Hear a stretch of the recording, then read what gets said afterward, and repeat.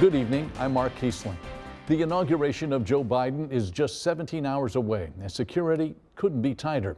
Washington, D.C. has about 25,000 National Guard troops on the ground, including soldiers from Illinois. News 3's Danny Valle joins us live in studio with more on the mission at hand. Well, Mark, simply put, the National Guard is there to assist law enforcement with whatever support they need. But even with all that support, one official tells me there's no telling what will happen in D.C. or in Springfield tomorrow morning.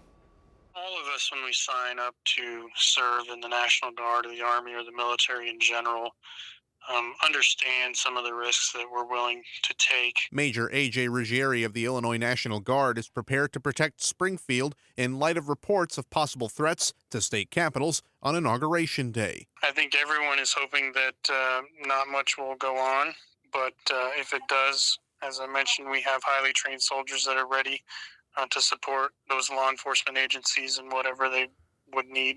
The Illinois National Guard deployed about 300 troops to Washington, D.C., just a fraction of the 25,000 expected to be on hand. The FBI has been vetting those troops, aiming to root out anyone with extremist connections. Here in Illinois, Ruggieri says there's already a vetting process for applicants looking to join the Guard. If there are any issues with any soldiers as far as they getting arrested or being involved with law enforcement, that is immediately reported to their chain of command and it's investigated by the Guard. In Springfield, about 250 troops are on the ground working closely with state agencies and law enforcement.